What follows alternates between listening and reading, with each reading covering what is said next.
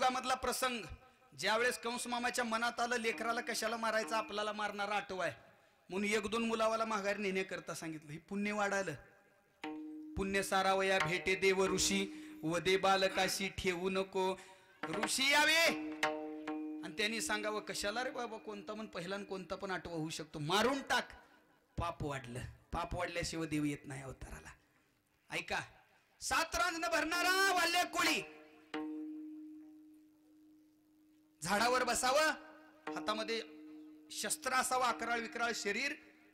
जो कोणी त्या रस्त्यानं जाईल त्याच्या पुढे उडी मारायचा आणि म्हणायचा ए बाबा तुझ्याजवळ जेवढं काय आहे गबाळ सगळं दे. मग सोनं असो नाना असो खायच्या प्यायच्या वस्तू असतील घ्यायचा आणि त्याला सांगायचं गपचिप जायचं. आणि जर वाकडं तिकडं बोलला की मग मुंडीच उडवायचा. आणि त्याचं ठरलेलं होतं जर देत नसेल तर मुंडक्यावर प्रहार करायचा त्या शस्त्राचा. मुंडकं कापायचा आणि जेवढं काही त्याच्याजवळ सोनं नाना आहे खायच्या प्यायच्या वस्तू सगळ्या वस्तू घ्याव्या. अशी 7 रांजणं भरली होती. एवढं पाप केलेलं. नारदांनी जंगलामध्ये प्रवेश करावा. आता त्याचा उद्धार करायचा आहे ना आणि उद्धार करण्याकरताच येत असते बरं का. जगाच्या कल्याणा संतांच्या विभूती देह कष्टविती परोपकारी तुमचं आमचं हित होण्याकरता आवर्जून येत असतात.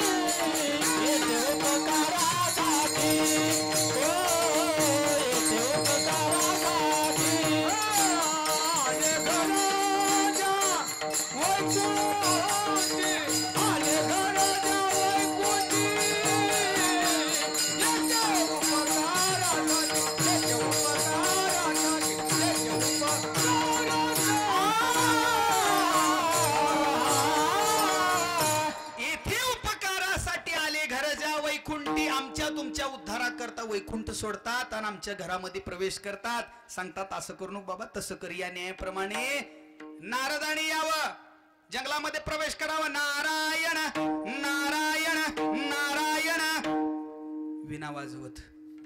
वाल्या कोळ्यानं दररोजच्या नियमाप्रमाणे जो कोणी जाईल त्याच्या पुढे उडी मारायचं. या न्यायानं वाल्या कोळ्यानं पुढे उडी मारावे. बाबा जेवढं काय तुझ्याजवळ सोनं नाणं खायच्या प्यायच्या वस्तू आहेत सगळ्या आधी.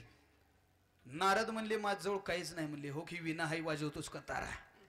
ए म्हणलं असलं काही बोलू नको. जेवढं काय आहे ते दे नाही तर उडवितो मुंडक. नारद म्हणले एक काम कर तू किती आजपर्यंत कमावलायस त्याच्यापेक्षा दुप्पट देतो.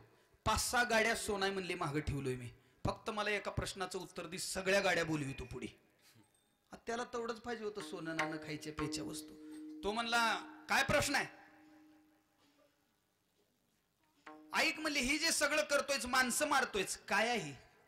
माणसं मारणं काय हो मावशी का पुण्य आहे. पुण्य असतं दादा महाराज तर कीर्तनाला आलेल्या बुवालाच उडविली असते ह्याने. हन लय कीर्तन करून लय पुण्य आहे गड्या ह्याच्याजवळ. पापाचं काम. वाल्या कोळी म्हणलं पाप करतोय. बर कोणासाठी करतोय. त्याने सांगितलं घरामध्ये बायको लेकर आहेत वडील आहेत सगळे सोयरे सगळे आहेत आणि त्या सगळ्यांना सुख भेटावं म्हणून हे पाप करतोय. बर ऐक आता तुझा 100% पापाचा घडा भरलाय. ज्यांच्या करता हे सगळं पाप करायलाच वाईट कार्य करायलाच या 100% पापापैकी एक 10 ते 20% पाप हे लोक घेतात का एवढं जाऊन घरी विचार. आणि मग या प्रश्नाचं उत्तर भेटलं तर सगळ्या माझ्याजवळ सोन्याच्या गाड्या आहेत 5-6 सगळ्या गाड्या तुला देऊन टाकतो. वाल्या कुळी गालातल्या गालात हसला म्हणला बरं आहेस की मला तिकडं घराकडे पाठवायचं आणि इकडं गपचिप निघून जायचं काय. तसं नाही म्हणले तुला वाटतंय ना संशय आहे ना मी निघून जाईल. मला झाडाला बांध. झाडाला बांधण्यात आलं नारदांना. वाल्या कोळी तट तट तट तट तट तट तट तट पावलं टाकत घराकडे प्रवेश. घरामध्ये गेल्याबरोबर आई माझा गुरु ऐकल पतरू. ऐका, आईच्या पुढे जावं आणि प्रश्न करावं, ओ आई बाबा, मी तुम्हाला सोनं नाणं खायच्या प्यायच्या वस्तू तुम्ही निवांत आहात आणून देतोय, पण तुम्हाला माहित आहे का मी कसं आणतोय? त्याने सांगितलं माहित आहे की. काय करतोय? माणसं मारून आणून देतोय. मग ही माणसं मारणं काय? मायबापाने उत्तर दिलं पाप आहे. बर बाबा, आता एक व्यक्ती आलाय जंगलामध्ये, तो म्हणतोय 100% तुझं पाप भरलंय, घरामधले मायबाप 20% पाप घेतात का विचारून ये. आणि मला माहित आहे बाबा, तुमच्या करता मी माणसं मारलोय, याचा अर्थ तुम्ही माझं 20 नाही 50% पाप घेचाल. आई बापाने हात जोडले सांगितलं, ए वाल्या, तुझी चुकीची कल्पना आहे. मायबापाचं कर्तव्य आहे लेकरू लहानाचं मोठं होईपर्यंत, 25-27 वयाचं होईपर्यंत मायबापाचं कर्तव्य आहे ते लेकराचा सांभाळ करणं. पण 25-27च्या पुढे गेलं लेकरू की पुन्हा लेकराचं कर्तव्य मरेपर्यंत आई वडिलाचा सांभाळ करणं. आणि आता ऐक, आमचं वय झालंय, तू माणसं मारून आण किंवा टाळ वाजवून आण, कसं पण आण, आम्हाला फक्त पोटाला घातलं पाहिजे. आम्ही त्या पापाचे वाटेकरी होणार नाही. ऐकल्याबरोबर डोळ्यात पाणी आलं. अरे रे रे रे रे, ज्यांच्या करता एवढं केलं ते नाही. बरं जाऊ द्या. पुन्हा प्रवेश केला बायकोकडे. अर्धांगिनी हुई ग, जुन्या काळात म्हणत होते बरं का महाराज, जुन्या काळात हुई ग. जंगलामध्ये एक व्यक्ती आलाय आणि तो म्हणतोय माझं 100% पाप भरले, आणि त्यातलं निम्म पाप घरामधले घेतात का 22% तर विचारून ये. आणि मला माहित आहे तू माझी अर्धांगिनी आहेस, आणि अर्धांगिनीचं मुख्य काम आहे सुख असो दुःख असो नवऱ्याच्या बरोबर सोबत चाललं पाहिजे. मला माहित आहे 100% भरलंय, याचा अर्थ तू 50% घेणार, मी 50%. बायकून असं कोपऱ्यापासून हात जोडले सांगितलं, असल्या कामासाठी लग्न केलं नाही ही तवापासून आहे काका. तिनं सांगितलं हो म्हणली, घेतली असते हो, पण मला एका प्रश्नाचं उत्तर द्या. वाल्या कोळी म्हणायला लागला, बोल की. परवाच्या दिवशी मला स्वयंपाक करत असताना विंचू चावला. 4 तास रडत होते मी, पाय आपटत होते, रडत होते, आई ग बाबा ग बाबा ग रडत होते. 4 तास माझ्या कडनी फक्त फिरलो, पण या 4 तासामधलं 2 तास तुम्ही मला रडू लागलो. तो म्हणला असं कसं होईल, विंचू तुला चावला आणि मी कसं काय रडायचं? म्हणजे आजार म्हशीला आणि इंजेक्शन पकाल्या म्हशीला, असं कसं होईल? तसंच आहे म्हणले, तुम्ही पाप केलेलं मला कसं भोगता येईल? शब्द ऐकल्याबरोबर तळपायाची आग मस्तकाला गेली, लालबुंद डोळे झाले, डोळ्यातून अश्रू येऊ लागलं, थरथर थरथर कापायला लागला. अरे यांच्यासाठी मी एवढं सगळं केलंय म्हणले, माणसं मारले, पाप घेतलोय मी, आणि हे कशातच वाटेकरी नाहीत. वाईट वाटायला लागलं. पळत पळत पळत पळत पळत पळत नारदांच्या जवळ आला, आणि ज्या झाडाला नारदाला बांधलं होतं त्याच झाडाला मिठी मारली, पायाला मिठी मारली. काय मी उद्धार पावेला, काय कृपा करेला नारायण, ऐसे तुम्ही सांगा संत जना, करा समाधान चित्त माझे.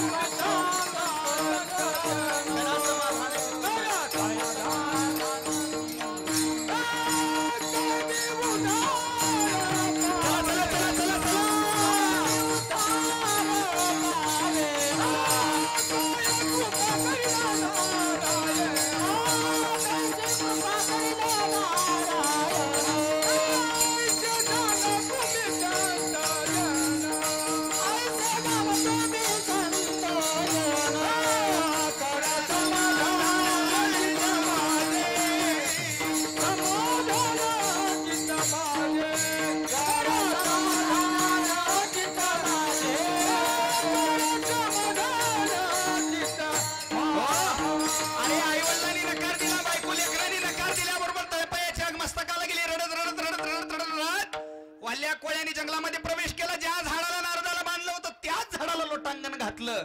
काय मी उद्धार पावेन, काय कृपा करील नारायण, ऐसे तुम्ही सांगा संत जन, करा समाधान चित्त माझे. झाडाला दंडवट घातलं, नारदांच्या पायावर मिठी मारली. ओ माझं चुकलं, यांच्या करता मी माणसं मारली, नाही तेवढं पाप केलं. पण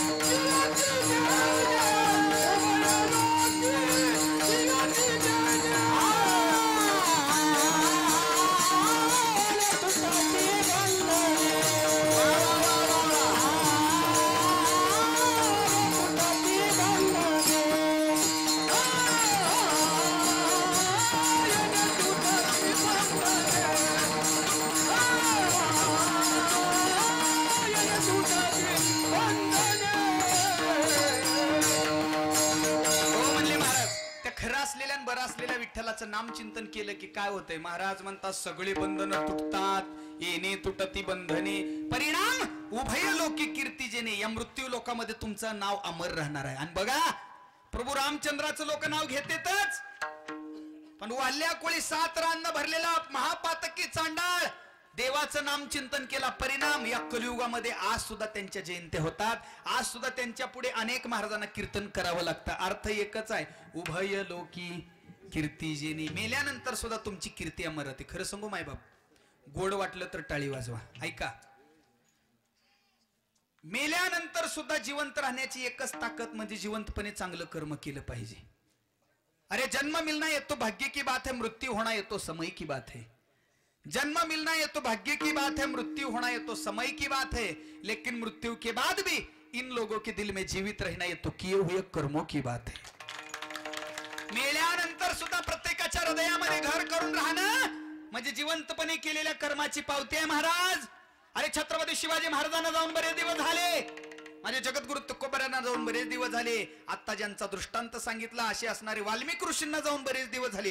पापी होते पण जायच्या टायमाला कर्म असलं केलं, अखंड नाम चिंतन केलं, परिणाम उभय लोकी कीर्ती जेनी. ये जरूरी नहीं कि इंसान हर दिन मंदिर जाए. अरे ये जरूरी नहीं कि इंसान हर दिन मंदिर जाए.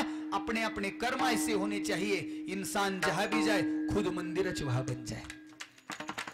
आपलं जिवंतपणे कर्म जर चांगलं असेल तर मेल्यानंतर सुद्धा लोक तुम्हाला पूजतील. म्हणून महाराज म्हणतात अखंड भगवंताचं नाम चिंतन करा. नाम चिंतन केल्याचा परिणाम गेल्यानंतर सुद्धा लोक तुमचं नाव घेतील. उभय लोकी कीर्ती जेनी. बर महाराज, सगळं समजलं.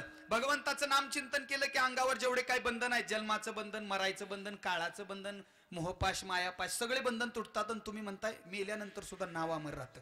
पण महाराज, नाव अमर राहण्याकरिता फक्त नामच पाहिजे का? तुकोबाराय म्हणतात भावजाचे गाठी, भावजाचे गाठी, भावजाचे गाठी,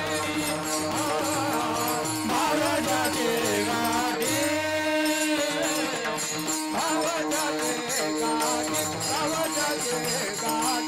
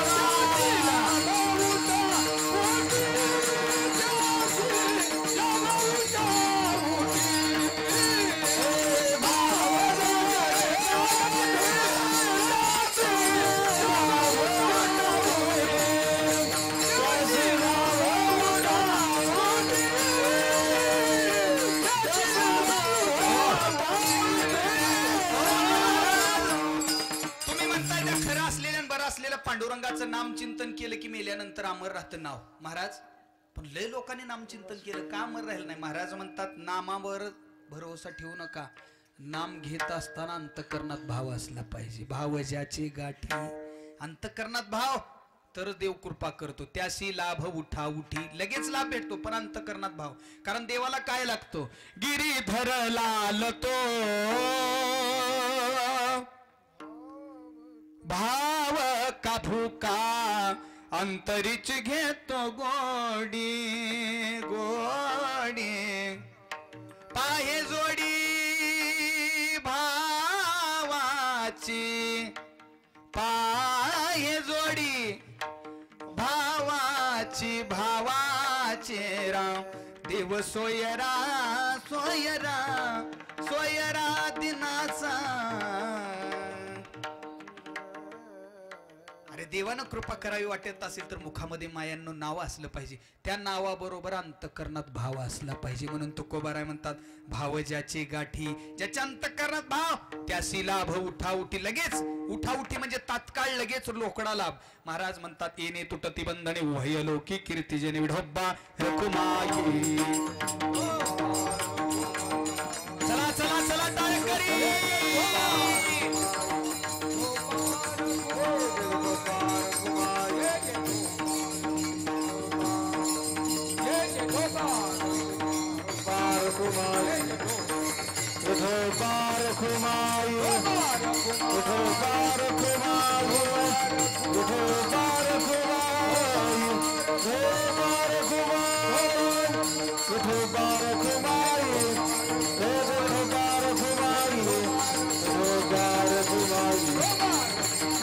एक काम करा सर्वांनी, थोपा रुक्माई भजन अजून एकदा घेऊ. मुलांचं म्हणणं मला म्हणायला महाराज पाऊल घ्या की, मला खरं सांगू महाराज, मला कीर्तन असेल तर तरुण पोरं पाहिजे, आणि तरुण पोरं असल्यानंतर कीर्तनाला काय शोभा येते ऐका. विठोबा रखुमाई, विठोबा रखुमाई. एकसारखं फक्त पकवाज, फक्त पकवाज. चला विठोबा रखुमाई. वारे वारे वागा. विठोबा रखुमाई. सावकाश.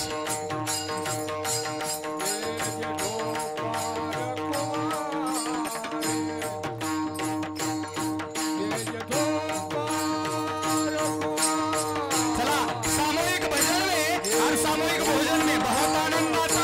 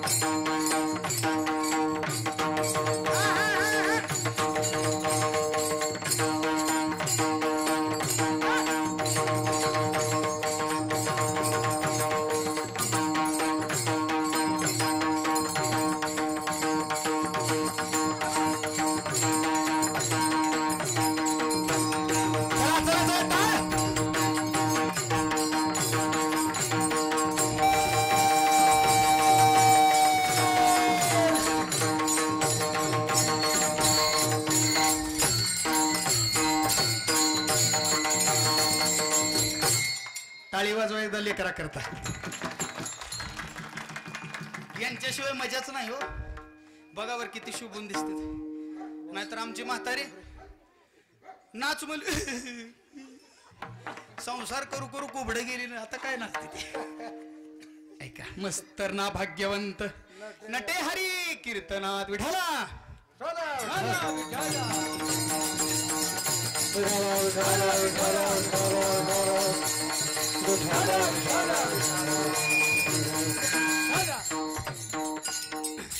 महाराज म्हणतात असा शुद्ध भाव जर अंतकरणात असेल तर देव कृपा करतो. भाव ज्याचे गाठी त्या असिला भवठावटी. जो अंतकरणामध्ये भाव धारण करून मुखामध्ये अखंड प्रभूचं नाम चिंतन करतो. तू कोर आहे म्हणता शेवटच्या चरणात तो भोळा असू द्या. तू का म्हणे भोळा, तू का म्हणे भोळा, तू का म्हणे भोळा, तू का म्हणे भोळा,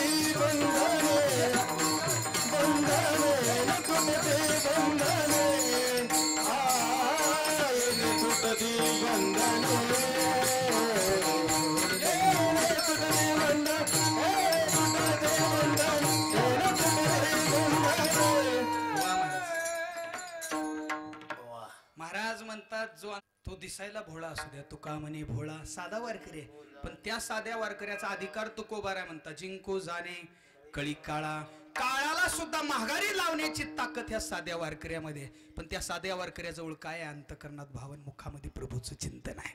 म्हणून महाराज म्हणता जिंको जाणे कळी काळा. काळाला परत लावला. आता मला खरं सांगा बरं, काळाला परत लावण्याची ताकद कोणामध्ये असते? हा, कासा तुळजापूरमध्ये आहे. जन्माला आलाय खरं, पण मरायचं नावच घेत नाही. नाही नाही महाराज, ज्या आरती जन्म आहे त्या आरती मरावं लागणार आहे. स्वतः माऊली म्हणतात, देहाची या गावालिया जन्मा मृत्यूच्या सोहळिया, ना म्हणून धनंजय आजिया पुरी. अरे देवाच्या गावाला आलेल्या प्रत्येक जीवाला मरावं लागतं. आएगा सो जाएगा, राजा रंक और फकीर. राजा असो, रंक असो किंवा फकीर असो, मौत जब तुझको आवाज देगी, घर से बाहर निकलना पड़ेगा. जिंदगी एक किराए का घर है, एक ना एक दिन बदलना पड़े. मौत जब तुझको, मौत जब तुझको, मौत जब तुझको आवाज देगी, घर से बाहर निकलना पड़े, घर से बाहर निकलना पड़े. सांझ के बाद होगा सवेरा, देखना है अगर दिन सुनेरा. पाव फूलों पे रखने से पहले तुझको कांटों पे चलना पड़ेगा. मौत जब तुझको आवाज देगी, घर से बाहर निकलना पड़ेगा. लोक म्हणत असतील लय भारी अभंग आहे. अभंग नव कवाली आहे. हे असलं म्हटलं की लय भारी वाटतं. काळानुसार वातावरण पण बदलले. बघा तुम्ही विनोद महाराज, जुन्या काळामध्ये कीर्तनाला जर असं लोकपुडी बसली तर प्रत्येक महिलेच्या कपाळाला लाल भुंदू कुंकू असायचं. आता कुंकू गेलं महाराज, आता काय आली टिकली. टिकली तर टिकली, नाही तर काळ गेला. जुन्या काळातल्या महिला जर असं कीर्तनाला बसल्या आणि एखादीचा नवरा जात असेल आणि तिला म्हणावं, होय ग तुझा नवरा जायला बोलीव. आता जुन्या काळातली कशी बोलवायची? जुन्या काळातल्या महिला का नाव घेतलंय बाबा कधी?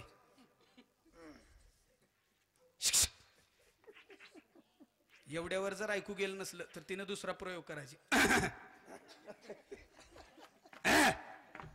विनोद महाराज झाले का?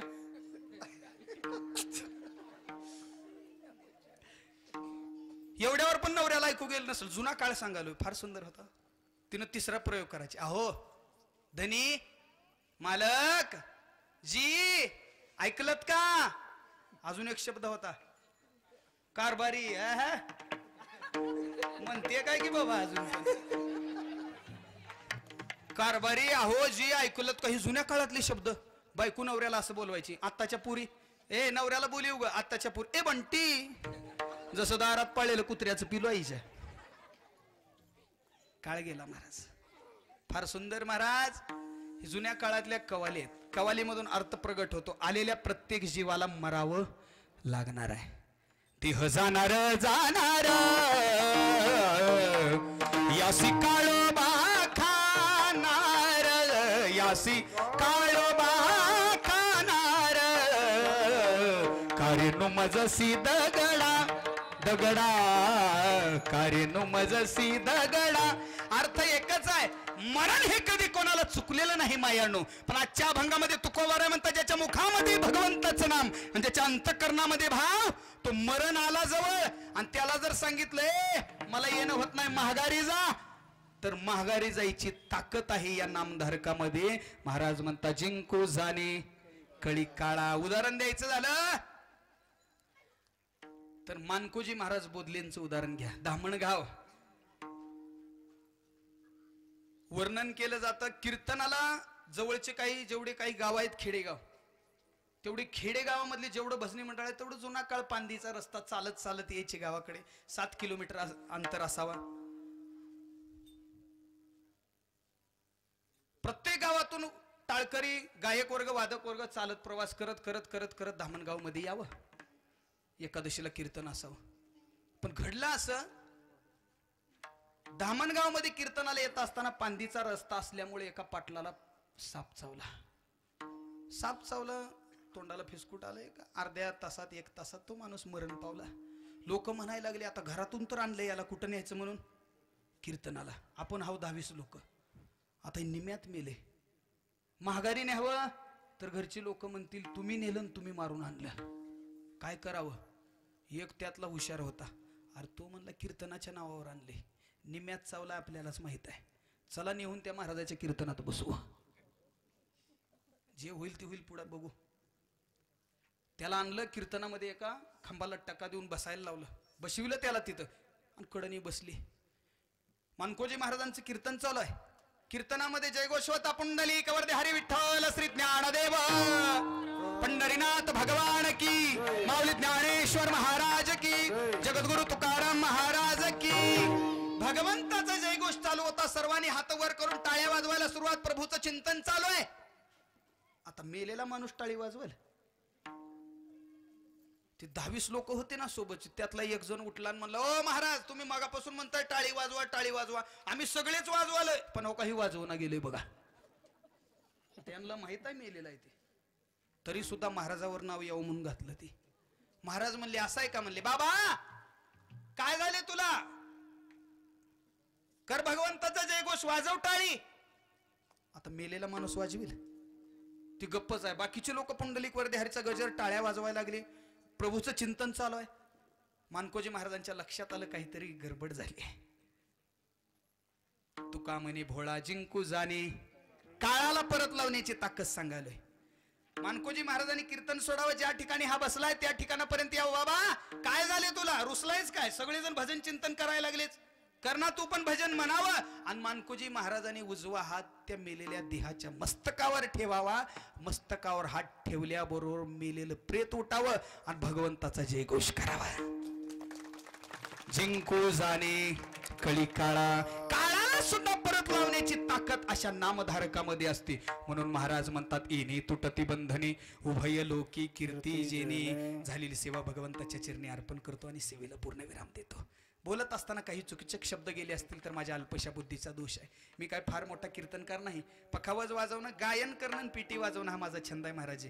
पण आमचे महाराजी म्हणतात विनोद महाराजीकडून रायकलचे काका आणि विशेष पाहायला गेलं आजची सेवा ऐकण्यासाठी आवर्जून धाराशिवून आमचे वकील आलेत. खरं सांगू तुम्हाला टाळी वाजवा एकदा.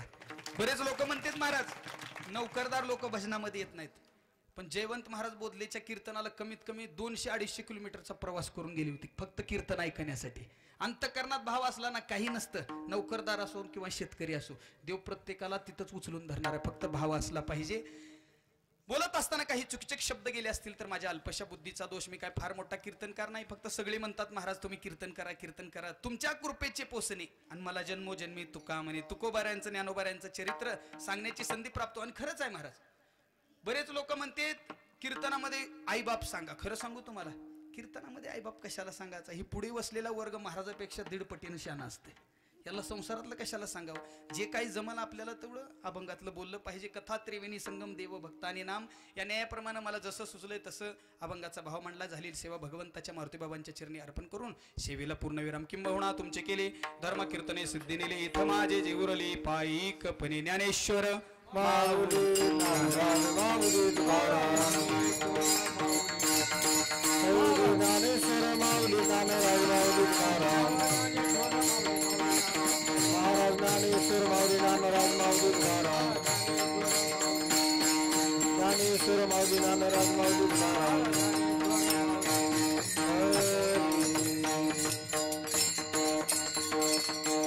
तुकाराम तुकाराम तुकाराम तुकाराम तुकाराम तुकाराम तुकाराम